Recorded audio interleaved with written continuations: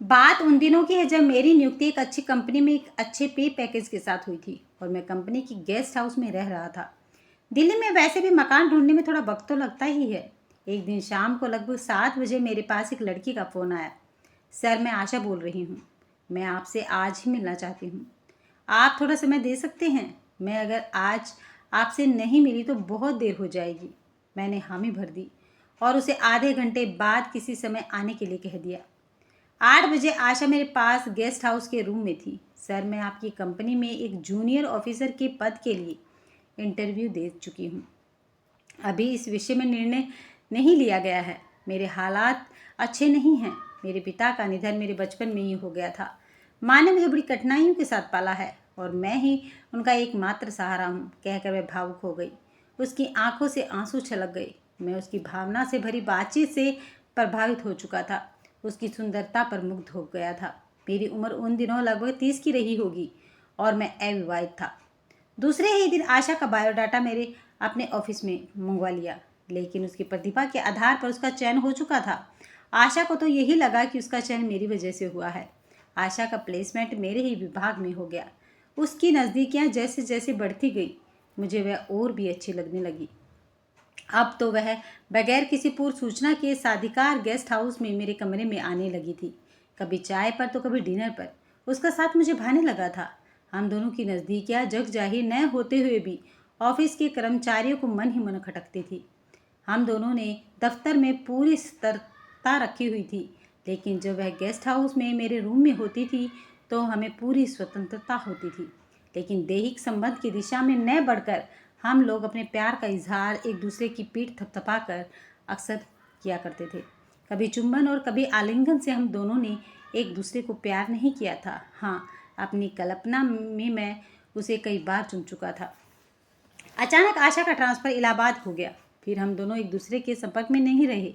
दूसरी चाहत बढ़ा देती हैं, लेकिन मैं अपने मन को अक्सर समझाता था कि इसके बारे में ज़्यादा मत सोचो। फिर वक्त गुजरता गया और आशा की यादें धीरे धीरे धुंधली होती चली गई। आशा से बिछड़े 10 साल गुजर चुके थे। मेरा विवाह हो चुका था। मेरी पत्नी मधु बहुत सुंदर सुशील है और वह सही मायने में एक सफल गृहिणी भी है। शादी हुए अभी कुछ ही समय हुआ था, इसलिए संतान के विषय में मैंने और मेरी पत्नी ने कोई जल्दबाजी न करने का फैसला किया था। अभी तो हम एक दूसरे का साथ एंजॉय करना चाहते थे। मेरी नौकरी दिल्ली में ही जारी कर दी गई। एक दिन एक पेस्ट्री की दुकान पर मैं पेस्ट्री लेने के लिए रुका था। तभी पीछे से आई एक महिला के स्वर ने मुझे चौंका दिया। सर, नमस्ते। आपने मुझे पहचाना? मैं मुड़ा तो देखा आशा खड़ी थी। नमस्ते। तुम्हारी याददाश्त की प्रशंसा करनी होगी। इतने अरसे बाद मिली हो और मुझे तुरंत पहचान भी लिया, मैंने कहा। उसके साथ बिताए दिनों की स्मृति मस्तिष्क में पुनः जागृत हो चुकी थी। इतने अरसे बाद भी उसे देखकर मुझे लगा कि अभी भी उसकी सुंदरता बरकरार है। इतने दिनों के बाद दिल्ली कब आई? मैं यहीं आ गई हूँ और यहीं जॉब कर रही हूँ। आज घर के लिए कुछ केक पेस्ट्री वगैरह लेने आई थी। मेरे हस्बैंड और सास दोनों को पेस्ट्री बहुत अच्छी लगती है। जो कुछ तुमने पैक कराया है उसका पेमेंट मैं अपने सामान के साथ कर दूंगा, कहते हुए मैंने काउंटर पर पैसे दे दिए। आशा ना नुकर करती रही। मैंने आशा की पीठ सहलाते हुए कहा, तुम मेरे साथ ही चलो, मैं तुम्हें ड्रॉप भी कर दूंगा और तुम्हारे घर के लोगों से भी मिल लूँगा। थोड़ी देर में मैं आशा के घर पहुंच गया। आशा ने रास्ते में बताया कि उसके पति का नाम जतिन है। उनका अपना बिजनेस है। विवाह 3 वर्ष पूर्व हुआ है। अभी उनकी कोई संतान नहीं हुई है।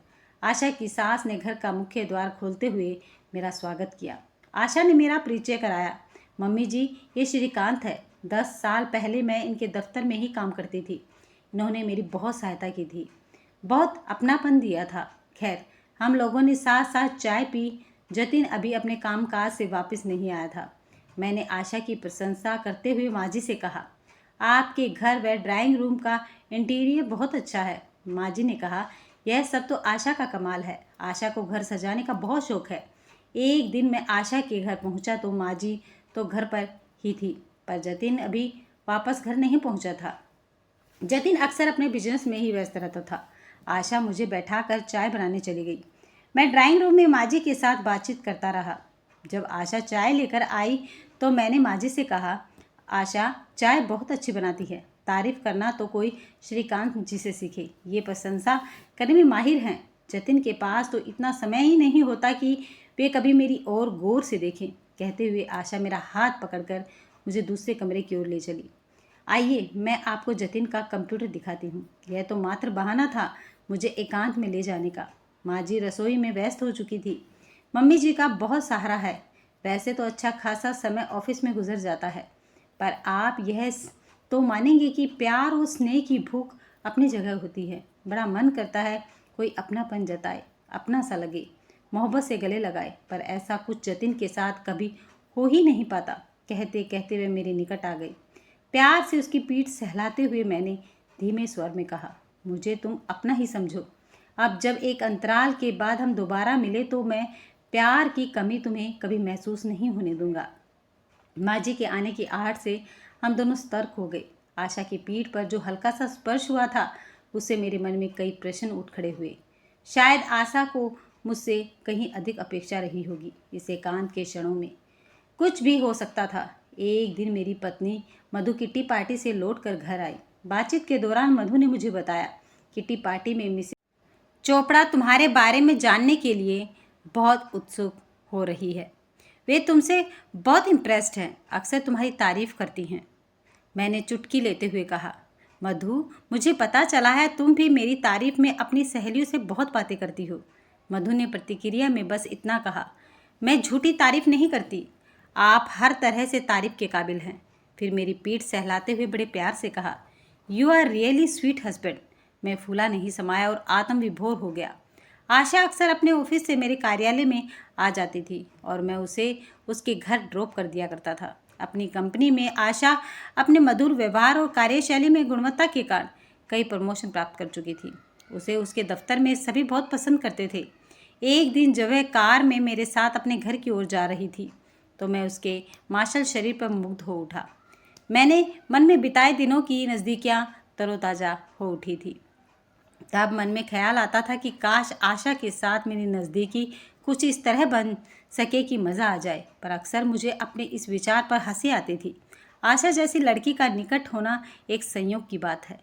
कार में आशा को मेरा एक टक उसे देखना अच्छा भी लगता था, लेकिन मेरी नैतिकता इस वासना की चिंगारी को ठंडा कर देती थी। जब आशा खिलखिलाकर हंसती थी तो मुझे बहुत अच्छी लगती थी। आशा के मन में मेरे लिए प्रेम पनप रहा था। ऐसा मैंने अक्सर महसूस किया था। एक बार उसके घर गया तो उसके प्रति जतिन से मुलाकात हुई।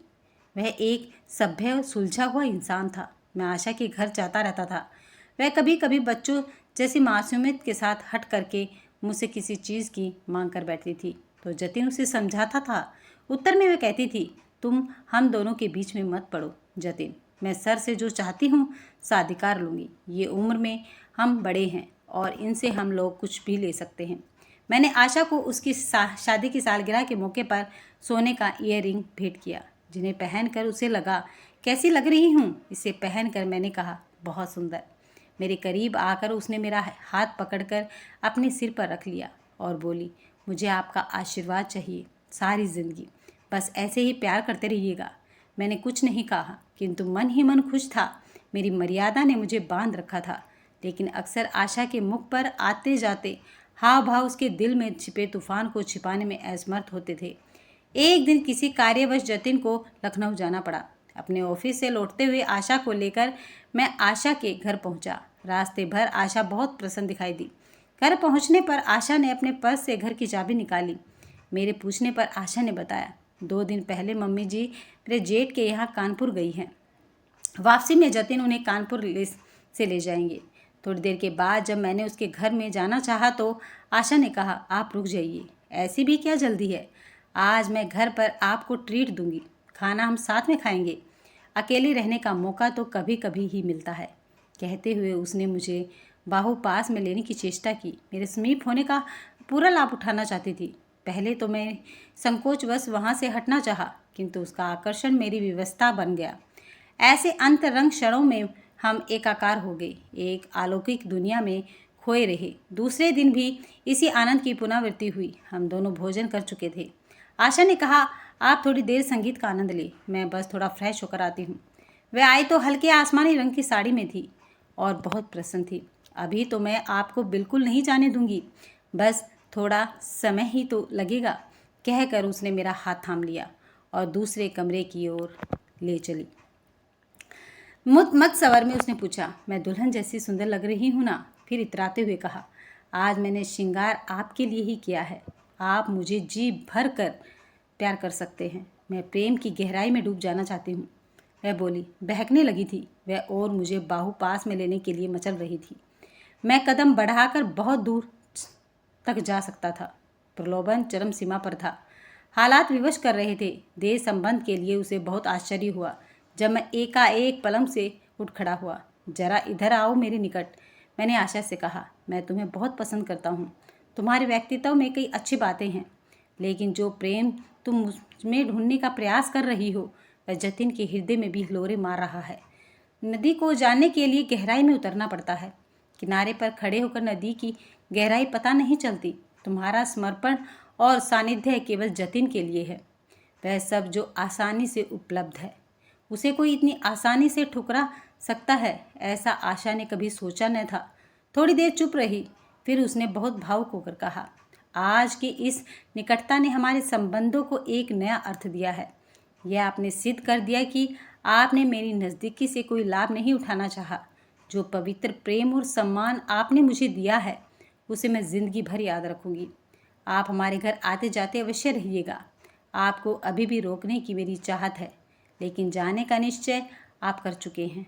लौटते वक्त मैं सोच रहा था कि एक सुंदर लड़की का रूप मेरी रूह में समा चुका है।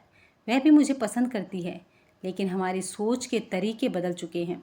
सबसे अधिक प्रसन्नता मुझे इस बात की थी कि मैंने अपनी पत्नी के विश्वास को कोई चोट नहीं पहुंचाई। हमारा अपने अपने हिस्से का जो प्यार होता है हमें उसी पर गर्व महसूस करना चाहिए। अगर आपको ये कहानी पसंद आई है तो वीडियो को लाइक, शेयर और चैनल को सब्सक्राइब करना मत भूलिएगा।